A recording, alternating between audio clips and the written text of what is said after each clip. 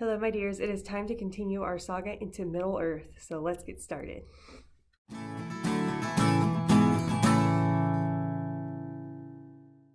Hi, friends. This is Caitlin Miller, your teen librarian from the Hewitt Public Library. I am doing a special book talk by request from somebody who saw the talk on The Hobbit and would love to learn about what happens next in Middle Earth.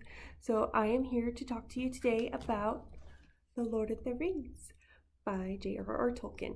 So this is a 3-part trilogy. There are 3 books that comprise The Lord of the Rings. It is a little bit of a commitment, but not terrible. I have read far more extensive things that take place in a single volume. However, 3 books, and this volume has all 3 in there. This is what we call an omnibus, which means multiple volumes of a story in one binding. So all 3 books are in this one. However, do not be discouraged if you find that completely overwhelming. We just got the separate volumes in its own bindings in pretty covers, nice and hardback for you to read. So for example, this is the Return of the King. This is the 3rd book, but this is in its own little binding. So you can take this in whatever pace you want to take it in. I've explained what hobbits are to you. They are little people, very short, very small. The Hobbit was about Bilbo Baggins and his quest with the dwarves to the Lonely Mountain. In Lord of the Rings, the main character is Bilbo's nephew, Frodo. I don't want to spoil anything from The Hobbit, but let's just say he found a ring. That's actually not a huge part of the story of The Hobbit, so that's just kind of a side piece. But that ring that Bilbo finds in The Hobbit is a centerpiece for the story of The Lord of the Rings. To quickly summarize, there were several rings made that give the wearer special abilities to help rule their people, and Sauron, this big bad, makes this one ring that is able to control everything, and it really amplifies his evil powers.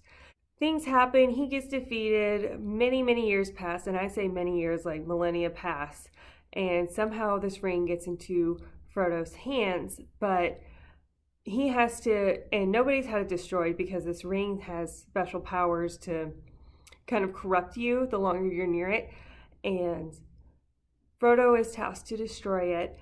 And the whole journey, the books are about basically his whole journey to go destroy the ring, as well as the journey of the people who help him not only just go on the quest, but also separately try and muster up armies to fight the evil that's growing in Middle Earth.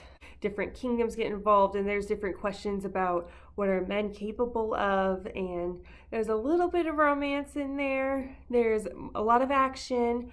Highly recommend Lord of the Rings at any point in your leisure. If you want to read that, we've got it. We've got a couple versions. Again, we've got the omnibus, where if you want to read it all in one big chunk, we have it here. We also have it in 3 separate volumes. If you want to read them bit by bit, you want to take your time with it, that's a great way to do it too, because it's a very compelling story. There's lots of good characters in there, lots of strong characters who are really stout to their values, and there's slow corruption, there's evil that's happening, there's some good banter in there. There's characters that are in the books that are not mentioned in the movies.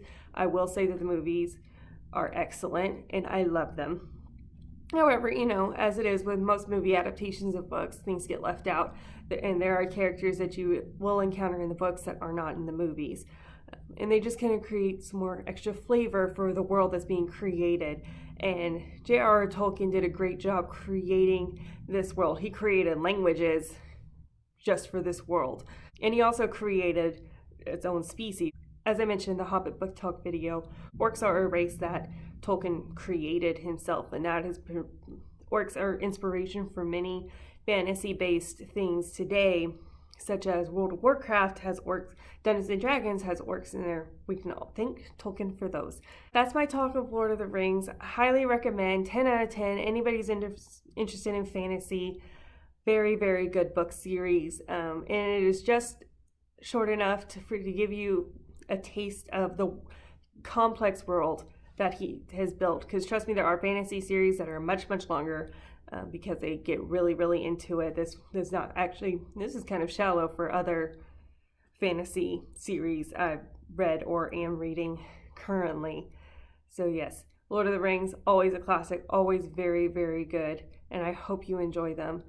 And I will talk to you later about any other books that I come across, and if you have any other books that you want me to talk about, just let me know.